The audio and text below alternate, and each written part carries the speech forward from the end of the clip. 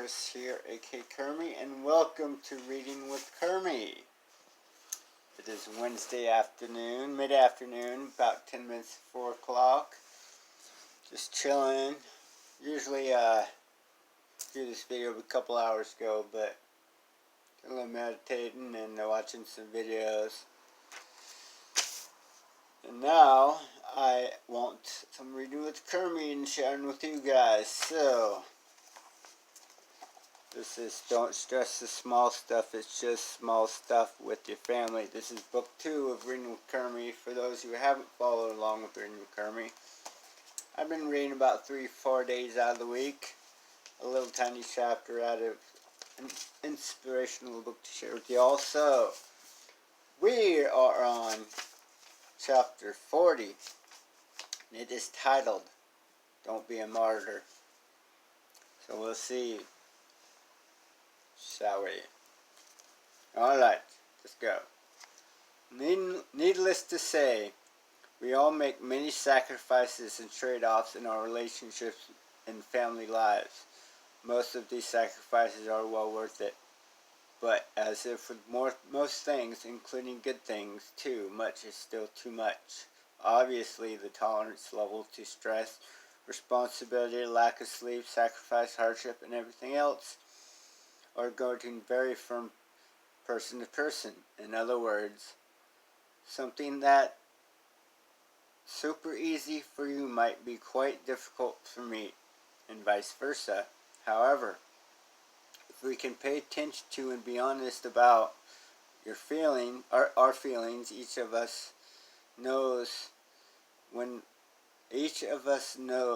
the level of stress has risen too high. True. When it does, we usually feel incredibly frustrated, agitated, and perhaps most of all resentful. We may feel a little self-righteous and convince ourselves that we're working harder than other people and that we have it tougher than everyone else. And I've been guilty of thinking like that and having that mindset. I'm sure a lot of you have too, but carrying on. Many of us, myself included, see, there goes the next words. Let me start that over. Many of us, myself included, have fallen prey to the seduction of becoming a martyr. It's easy to have this happen because there's often a fine line between working hard out of actual necessity and overdoing it out of providing perceived necessity. The sad truth is, however, that no one actually benefits from or appreciates a martyr. To himself, a martyr is his own worst enemy, constantly filling his head with lists of things to do and always reminding himself how difficult his life is.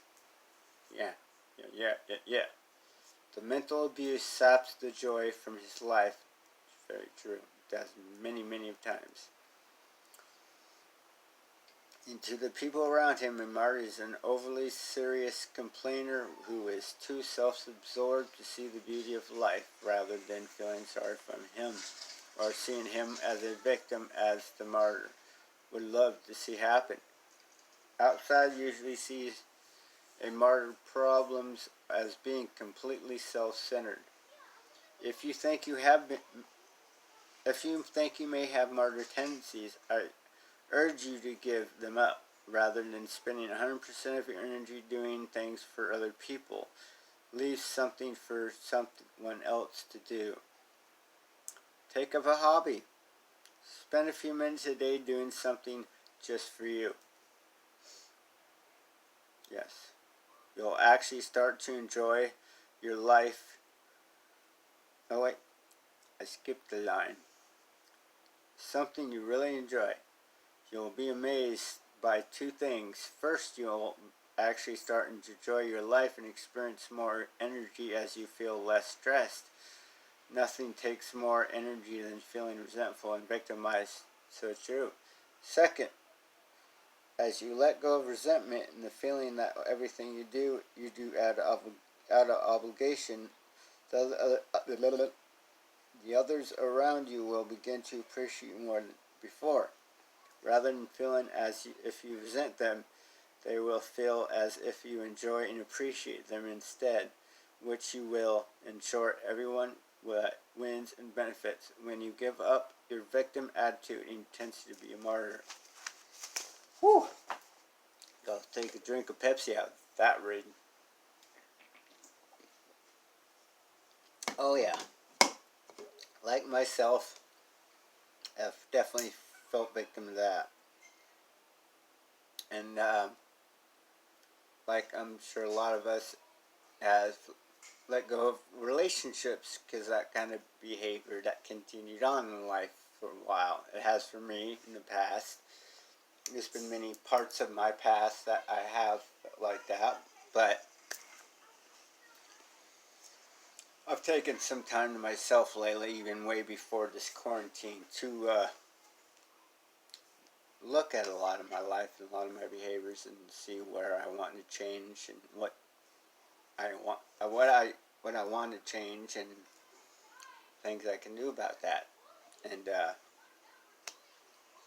this quarantine has definitely prolonged that isolation and self-care, which is okay because, you know, the only thing that was actually a headache of this whole quarantine thing is, you know, getting back to work and